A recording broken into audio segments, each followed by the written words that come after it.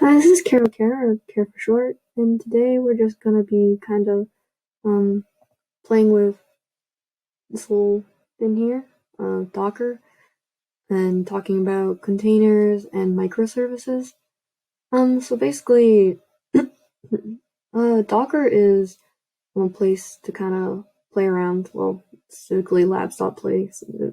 Yeah, it's just a place to play around with containers, and basically what containers are basically, to put it simply, it's, well, a container. You can put things in and take things out of the container without affecting any of the other containers nearby or anywhere else. And so it's kind of like that, but with applications and software, and it really helps developers make changes for bigger systems. Alright, so before we had more like monolithic architecture, which is more like everything's together, but with microservices, it's basically everything is broken up into packages or containers, sort of, just so everything is a lot more manageable. And basically, it's definitely better for development teams because they can do some tiny thing in some area without affecting the whole or needing permission from the whole entity. Okay, so today we're just gonna kind of be going through some of these labs with Docker. I'll leave a link just in case you also want to try it. But basically, we're just gonna try out some of the labs. If you go here and just going through it and figuring it out. So if you do that, it'll take you to this page. I kind of opened it already.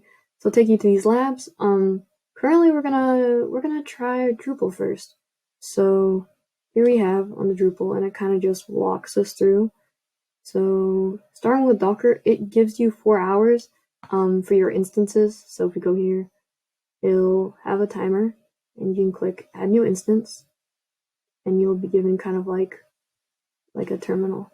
And so here, it's kind of like VMware or something. You can just kind of like what's the word?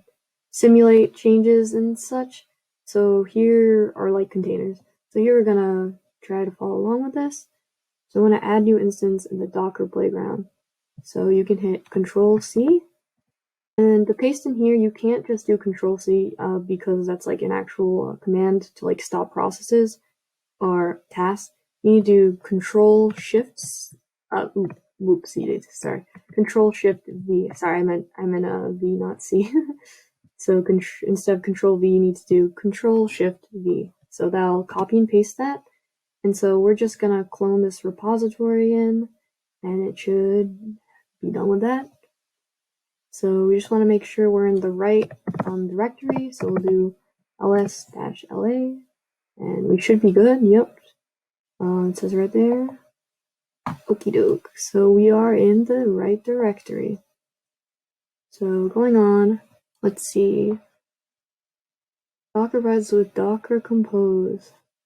So this is, we're learning about a command. Multiple containers and volumes. We can use the Docker Compose command line interface tool to build our configuration. Alright, that's just telling us about it. Alright, so I'm just going to copy and paste this. Ooh, not that. So we want to go back here, just so we can clone B. And we'll be doing that. Whole shebang. Getting everything downloaded. And so while we do that, we can look back at this and see, let's see. You started to build the Drupal instance. Alright, so we did that. So it's downloading everything and pulling. Hopefully all the pulls get complete. And so we want to open the Drupal container in the browser. Ooh. Oh, I guess we just wait for a little. Let's see. Okay. It's gonna take a little, but it should be good.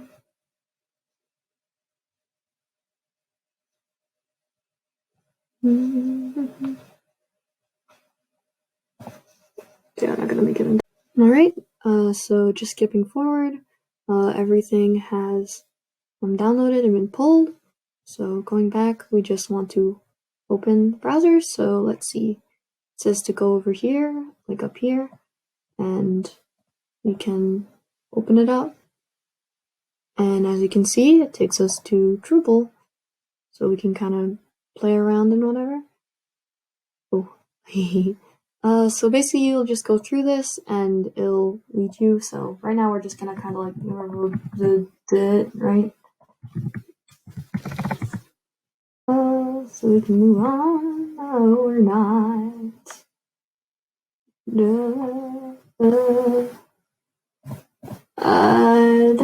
Yeah. Anyways, yeah. So it's installing Drupal. Okay. Just kind of like an environment that we can create via Docker with a Docker playground. So here you go. And as you can see here, it'll give us a Drupal site. And so honestly, that's pretty cool. It'll probably only last as long as the playground is, so you probably have 4 hours with it as that is your instance. But I was read somewhere kind of like to tell the difference between let's see. Wait, what was it? It was a good example, but I can't remember. It was like yeah, you can install Drupal. You can do all that. So that's how you deploy Drupal basically, via the Docker playground. But it's basically like that, containers and microservices and such. It's kind of just breaking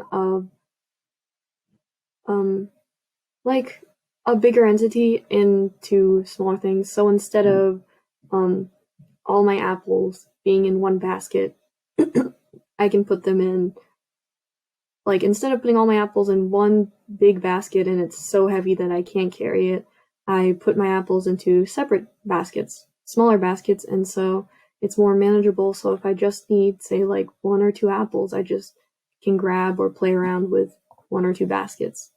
So if I got that correct, that's about how it is. Docker's really helpful with playing around with stuff like that and just testing changes and developing. It's pretty neat. Definitely check it out. There's these labs here. I might try more in the future, but I will probably do that by myself just because I'm probably gonna mess around a little. We'll see. We kind of just went over something simple. I recommend trying more of the labs just because it's kind of neat. Learn more while going through this with me. Thanks for watching, and I also hope I can learn more later. See ya!